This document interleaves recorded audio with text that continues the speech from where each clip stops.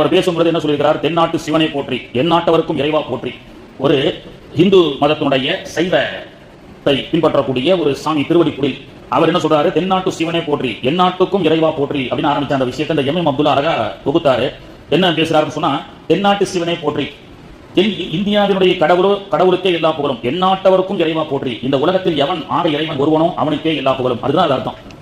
நாம அல்ஹம்துலில்லாஹி ரப்பில் ஆலமீன் திருக்குறளை தனியா பார்க்கிறோம். அகர முதல எழுத்தெல்லாம் ஆதி பகவன் முதற்றே உலகு, கற்றதெல்லாம் ஆய பயன் என்கொள் வாலிறைவன் நற்றால் தொழார் எனின் அப்படின்னு திருக்குறள் ஆரம்பிக்கிறார். அகர முதல எழுத்தெல்லாம் ஆதி பகவன் முதற்றே உலகு, பிஸ்மில்லாஹிர் ரஹ்மானிர் ரஹீம், இக்ரா பிஸ்மி ரப்பிக்கல் லதீ ஹலக்னு குர்ஆன் எப்படி ஆரம்பிக்கிறதோ அதே மாதிரி திருக்குறளும் ஆரம்பிக்கப்படுகிறது. இப்போ தென்னாட்டு சிவனை போற்றினா, இப்போ அல்லாஹ் என்ற வார்த்தையை அரபுக்காரன் அல்லாஹ்னு சொல்றாங்க, ஜெருசலத்துக்காரங்க காட் இஸ் கிரேட் அப்படின்றாங்க. இங்க இருக்கக்கூடிய மக்கள் சிவனை போற்றி, சிவனை போற்றினா அல்ஹம்துலில்லாஹி ரப்பில் ஆலமீன், ஏக இறைவன் ஒருவன்.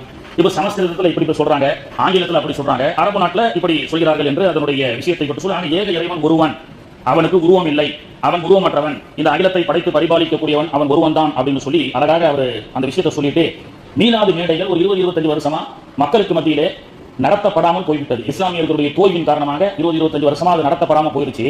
அதனால இஸ்லாமியர்கள் பார்த்தா பாய் தீவிரவாதிகள், இவங்களுக்கு ரசூலுல்லாஹ் கற்றுக் கொடுத்தது என்னன்னு சொன்னா, அந்த குண்டு வைக்கிறதுக்கும் எங்க குண்டு வச்சு யாரை தகர்க்கலாம் அப்படின்ற ஒரு சித்தாந்தத்தின் அடிப்படையில் மக்கள் சென்று விட்டார்கள்.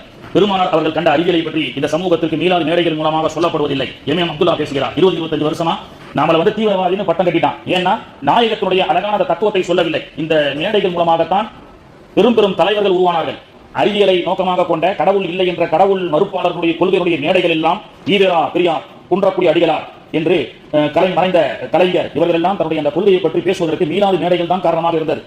கலைஞரும் அண்ணாவும் இணைந்துதான் இந்த தமிழகத்தில் ஒரு மிகப்பெரிய புரட்சி செய்தார். அண்ணாவை கலைஞர் சந்திக்கவில்லை என்று சொன்னால், அண்ணாவும் கலைஞரும் சந்திக்கவில்லை என்று சொன்னால், திராவிட கொள்கையினுடைய ஒரு உத்வேகம் இந்த தமிழ்நாட்டில் இருக்காது. அப்படிப்பட்ட கலைஞர் நெஞ்சுக்கு நீதி என்ற ஒரு பத்திரிகை, ஒரு புத்தகத்தில் நெஞ்சுக்கு நீதி என்று கலைஞர் எழுதிய ஒரு புத்தகத்தில் சொல்கின்றார், நானும் அண்ணாவும் முதலாக சந்தித்தது திருவாரூரில் நடைபெற்ற ஒரு மீளாது மேடையில் எனக்கு பக்கத்தில் அண்ணா அமர்ந்திருந்தார், அப்பொழுதுதான் நான் அண்ணாவை சந்தித்தேன் அப்படின்னு சொல்றார்.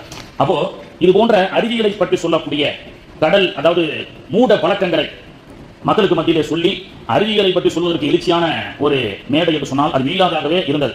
அப்படிப்பட்ட மாணவியினுடைய வாழ்க்கை வரலாறுகளை, அறிவியலை மக்களுக்கு மத்தியில் சொல்லிக் கொண்டிருக்க வேண்டும். எப்பொழுது அது சொல்லப்படுவது கொஞ்சம் கொஞ்சமாக குறைந்து விட்டதோ அப்பொழுது இஸ்லாமியர்கள் பயங்கரவாதிகள், மாணவியினுடைய வாழ்க்கை வேற விதமாக மக்கள் புரிந்து கொள்வார்கள் அப்படின்னு சொல்லி சொல்லப்பட்டது. அப்போ இன்னைக்கு பாத்தீங்கன்னு சொன்னா, ராமர் பொதுவாக அவர்களுடைய சித்தாந்தம் என்ன? கடவுள் மறுப்பு கொள்கையை சார்ந்த தீக்காவுடைய கொள்கைவாதிகள். மூட பழக்க வழக்கங்கள் இல்லை, பொய் புரட்டுகளை கொண்டு மார்க்கத்தை வளர்க்காதே. பாம்பன்ற பாலத்தை திறப்பதற்கு பிரதமர் வருகிறார். அந்த பாம்பன் பாலத்தை பார்த்த உடனே ராமர் கா பாலம் ஹே அப்படின்றார்.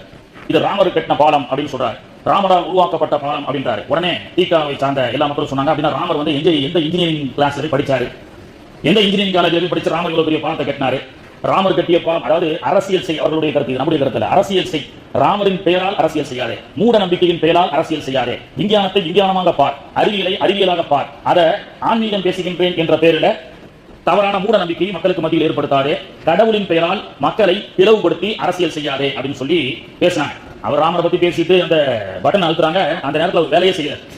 என்ன அந்த பாலம் அப்படி கப்பல் வருவதற்காக ட்ரெயின் வரும்போது ஒட்டிக்கொள்ளும், கப்பல் வருவதாக இருந்தால் பாலம் ஓப்பன் ஆகும். இவர் திறந்த மாற்றத்தில் பட்டன் அழுத்துறாங்க, அது கோலா ஆகி போச்சு, அறிக்கை கொடுக்க முடியல, என்ன ராமர் கட்டினார்னு சொன்னதுனால அப்படின்னு சொல்லி அவங்க பேசுறாங்க, நம்ம பேசல.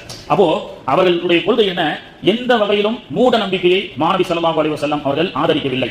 எந்த அளவுக்கு ரசூலுல்லாஹ்வுடைய அந்த விஷயத்தை இன்னைக்கு தேடுகிறார்கள் என்று சொன்னால், பெருமானாருடைய வாழ்வியல், அறிவியல் சம்பந்தப்பட்ட அந்த விஷயங்களை எல்லாம் ஆராய்ச்சி செஞ்ச காரணத்தினால்தான் கடவுளே இல்லை என்று சொல்லக்கூடியவர்கள் கூட மாணவி ஸல்லல்லாஹு அலைஹி வஸல்லம் அவர்கள் மீது, இந்த இஸ்லாத்தின் மீது ஒரு நல்ல நம்பிக்கையை சொல்கிறார்கள். பாருங்க, அல்லாஹ் வடிவமைத்த அழகிய சமூகம், பல கருப்பையா எழுதுற இந்த புக்கு மாணவியை பற்றி நிறைய செய்தி சொல்றாரு. அந்த பல கருப்பையா தான் அவருடைய தம்பி மகன் இஸ்லாத்தை ஏற்படுவதற்கு எதிர்ப்பாக இருந்தார். நேற்று நடந்தது ஒரு தனி சப்ஜெக்ட், அதை விட்டுரும் நம்ம. இப்போ அறிவியல் தத்துவம், அதாவது மாணவி ஸல்லல்லாஹு அலைஹி வஸல்லம் அவர்கள் நிறைய அறிவியலை பற்றி சொல்லியிருக்கிறார்கள். பெருமானாருடைய அந்த இருதய ஆபரேஷன், கல்வை எடுத்து ஜம்சம் தண்ணீரால் செய்யப்பட்ட ஆபரேஷன், ஓப்பன் ஹார்ட் சர்ஜரி, 1400 ஆண்டுகளையும் கடந்து ஒரு பள்ளிவாசல் இருக்கு, வீடுகள் இருக்கு, தண்ணீரை பியூரிஃபைட் வாட்டர் என்ன செய்யறோம்? உப்பு தண்ணீரை எடுத்து அது நல்ல தண்ணீராக ஃபில்டர் செய்து குடிக்கும் பொழுது அந்த உப்புக்கள் எல்லாம் எடுக்கப்பட்டு குடிக்கும் போது சுவையான நீராக வருகிறது. இது இன்னைக்கு விஞ்ஞானத்தினுடைய ஒரு டெக்னாலஜி. 1400 வருஷத்துக்கு முன்னாடி பெருமானார் ஸல்லல்லாஹு அலைஹி வஸல்லம் பத்ர் என்ற அந்த யுத்தத்துக்கு செல்லும் பொழுது தண்ணீர் பற்றாக்குறை ஏற்பட்டது. தண்ணீர் பற்றாக்குறை ஏற்படும் பொழுது நபித்தோழரிடத்துல இங்க ஏதாவது தண்ணீர் இருக்கா பார்த்துருவாங்கன்னு சொல்லும்போது ஒரு நபித்தோழர் சென்று, யார சொல்லலாம், ஒரு கிணறு இருக்கு, தண்ணி இருக்கு, ஆனால் அசுத்தமா இருக்கு. மாணவி ஸல்லல்லாஹு அலைஹி வஸல்லம் கிணத்துக்கு போறாங்க, தன்னுடைய உமிழ் நீரை அதிலே செலுத்துகிறார்கள். கலங்கிய தண்ணீர் சுத்தமான தண்ணீராக ஆகியது. பெருமானாருடைய அன்றைய முஅஜிஸா இன்றைக்கு தண்ணீர் சுத்தமாகப்படக்கூடிய அந்த ஃபார்முலாவை பத்ர் யுத்தத்தில் பெருமானார் ஸல்லல்லாஹு அலைஹி வஸல்லம் அவர்கள் நிகழ்த்தி காட்டுகின்றார்கள். இன்னைக்கும் பிர் ஷிஃபா, பத்ருக்கு பக்கத்துல பிர் ஷிஃபா, மாநபி ஸல்லல்லாஹு அலைஹி வஸல்லம் அவர்கள் உமிழ்ந்த அந்த உமிழ் நீருடைய தண்ணீர் கொண்டு வந்து ஹாஜிகள் உடலில் இருக்கக்கூடிய நோய்களை போக்குவதற்கு பயன்படுத்துகின்றார்கள். எல்லா விதமான நோய்களுக்கு உண்டான மருந்து ஜம்சம் தண்ணீருக்கு அடுத்து மதீனாவின் ஜம்சம் பிர் ஷிஃபா என்று சொல்லக்கூடிய அளவுக்கு. அப்போ ஒரு கலங்கிய தண்ணீரை தெளிந்த நீராக ஆக்க முடியும், ஒரு உப்பு நீரை நல்ல நீராக மாற்ற முடியும் என்ற இந்த பியூரிஃபைட் வாட்டர் சிஸ்டமேட்டிக்கை 1400 ஆண்டுகளுக்கு முன்பு பெருமானார் ஸல்லல்லாஹு அலைஹி வஸல்லம் அவர்கள் இந்த சமூகத்துக்கு நிகழ்த்தி காட்டுகின்றார்கள். அது மட்டுமல்ல, இன்னைக்கு இருக்கக்கூடிய மருத்துவ விஞ்ஞானத்தை பற்றி நபிகள் நாயகம் பேசுகிறார்கள். அறிவியல் பூர்வமாக நாயகத்தினுடைய வரலாறு இருக்கின்ற காரணத்தினால்தான் மூட நம்பிக்கையை ஒழிக்கக்கூடிய கடவுள் மறுப்பு கொள்கையாளர்கள் கூட மாணவியினுடைய வாழ்க்கையை ஆய்வு செய்கின்றார்கள். ஏன்னா பெருமானாருடைய எவ்வளவோ ரோல் மாடலாக இன்னைக்கு மூட நம்பிக்கையை ஒழிக்கப்பட்ட திராவிட கொள்கைகள் பயன்படுத்தியிருக்கின்றார்கள். அதாவது முன்னாள் மறைந்த நடிகர் எம்.ஆர். ராதா தம்பரை பற்றி பேச வேண்டும், ஒரு மேடையில தம்பரை பற்றி பேசுவதற்காக அழைக்கப்பட்டிருக்கிறார். அவரும் கடவுள் மறுப்பு கொள்கையாளர், மூட நம்பிக்கையை ஒழித்தவர். சரியா? அவரு அந்த மேடையில பேசும்பொழுது முதல்ல தம்பரை பற்றி அவர் பேச வேண்டும். அப்படி கம்பரை பற்றி அவர் பேச ஆரம்பிக்கும் பொழுது என்ன சொன்னார்? கம்பரை பற்றி அவர் பேசும்பொழுது அவர் என்ன சொன்னார்? கம்பர் செட்டியாருடைய இந்த சிறப்பான பாராட்டு விழாவிற்குன்னு ஆரம்பிச்சார். கம்பரை பத்தி பேசணும். அவர் பேச ஆரம்பிக்கும் போது கம்பர் செட்டியாரை பற்றிய இந்த சிறப்பான நிகழ்ச்சின்னு சொன்னார். உடனே சொன்னார், கம்பர் செட்டியார் இல்லப்பா அப்படின்னா. சரி, கம்பர் நாடாரை புகழக்கூடிய இந்த அவையில் என்ன கம்பர் நாடாரம் கிடையாது அப்படின்னா. சரி, கம்பர் வெள்ளாளரை பற்றி, ஐயா கம்பர் எந்த ஜாதியை சார்ந்தவரும் அல்ல. தெரியுதா? தமிழகத்தில் ஒரு காலத்தில் ஜாதி என்பதே இல்லை. ஜாதிகள் இல்லாத அந்த காலத்திலே கம்பர் வாழ்ந்திருக்கிறார் சொல்லி தன்னுடைய புரட்சி, அதாவது அவருக்கு தெரியும். ஆனால் மக்களிடத்திலிருந்து அந்த விளக்கம் வருவதற்காக அவர் அப்படி ஆரம்பிக்கின்றார் அப்படின்னு சொல்லி இப்படி எல்லாம் வித்தியாச கோணத்திலே மூட நம்பிக்கை இருக்கக்கூடிய இந்த மக்கள், திராவிட கொள்கையை சொல்லக்கூடிய மக்கள் எல்லாம் தமிழகத்தில் புரட்சி செய்தார்கள். இது யாருடைய மாடல்? ஸல்லல்லாஹு அலைஹி வஸல்லம் ஒரு பயணத்துல ஒரு ஒட்டகம் எலும்பு தோலுமா நோய்வாய்ப்பட்டிருந்தது. பெருமானார் கேட்டாங்க, இந்த ஒட்டகம் ஏன் நோய்வாய்ப்பட்டிருக்கிறது, என்ன காரணம் அப்படின்னு கேட்கும்போது அந்த ஒட்டகத்தினுடைய உரிமையாளர் சொன்னார், யா ரசூலல்லாஹ், இந்த ஊருக்கு போயிருந்தேன், ஒரு ஒட்டகம் நோயா இருந்தது, அந்த நோய் இது மேல ஒட்டிக்கிச்சு அப்படின்னார். ஒரு ஊருக்கு போன அந்த ஒட்டகத்திலிருந்து இந்த ஒட்டகத்தின் மீது நோய் ஒட்டிக்கிச்சுன்னு சொல்லும்போது பெருமானார் அவர்கள் சொன்னார்கள், அப்படி என்றால் இது ஒட்டுவதற்கு முன்பு ஒரு ஒட்டகம் வருது, அந்த ஒட்டகத்துக்கு எப்படி நோய் வந்திருக்கும்? இந்த நோய் ஆரம்பத்தில் ஒரு ஒட்டகம் வந்திருக்கு, அதுக்கு எங்கிருந்து ஒட்டி இருக்கும் சொல்லி தொற்று நோய் என்பது இல்லை அப்படின்னு மாநபி ஸல்லல்லாஹு அலைஹி வஸல்லம் அவர்கள் இந்த சமூகத்துக்கு கற்றுக் கொடுத்தார்கள். அது அடிப்படையில் பெருமானார் அவர்கள் எந்த அளவுக்கு சொன்னா கியாமத்தை பற்றி பேசுறாங்க. கடைசி குழந்தை சைனாவில் பிறக்கும் ஆண் குழந்தை, அதுதான் இந்த உலகத்தில் பிறக்கக்கூடிய கடைசி குழந்தை என்று சொன்னதை தாண்டி கியாமத்தினால பற்றி பல விஷயத்தை ரசூலுல்லாஹ் பேசுறாங்க. மது அதிகமாகும், விபச்சாரங்கள் அதிகமாகும், இது போன்ற அனாச்சாரங்கள் எல்லாம் அதிகமாகும் அப்படின்னு பேசிய பெருமானார் அவர்கள் இதெல்லாம் நடந்துட்டு இருக்குது. ஆனா துல்லியமா ஒரு விஷயத்தை ரசூலுல்லாஹ் சொல்றாங்க ஸல்லல்லாஹு அலைஹி வஸல்லம். முஸ்லிம் ஷரீஃபினுடைய முதல் ஹதீஸ், கியாமத் நாள் எப்போ வரும் அப்படின்னு கேட்டாங்க. ரசூலுல்லாஹ் கியாமத் நாளை பத்தி நிறைய பேசுறாங்க. அதுல இது ஒண்ணு, இந்த அறிவியல் விஞ்ஞான மருத்துவம் வந்துவிட்டால் கியாமத்து சீக்கிரம் வந்துடும். என்ன? அன் தலிதல் அமத்தோ ரப்பதஹா, அடிமை தாய் எஜமானியை பெற்றெடுப்பாள் அப்படின்னாங்க. புரியுதா? ஒரு தாய் அவள் அடிமையா இருப்பா, பெற்றெடுக்கக்கூடிய குழந்தை கோடீஸ்வரியா இருப்பா. இந்த மாதிரி ஒரு காலம் வந்துருச்சுன்னு சொன்னா கியாமத்து நெருங்கிருச்சு அர்த்தம் அப்படின்னு சொன்னாங்க. இன்னைக்கு உள்ள medical IVF, in vitro fertilisation அப்படின்னு சொல்றாங்க. வாடகை தாய், கருமுட்டை, டெஸ்ட் டியூப் பேபி. இன்னைக்கு சில பெரிய நடிகைகள் எல்லாம் 10 மாசம் குழந்தையை சுமந்து பெற்றெடுப்பதற்குண்டான நேரம் இல்லை. ஏன்னா ஒரு ஷூட்டிங் மூலம் பல கோடி சம்பாதிக்கலாம்.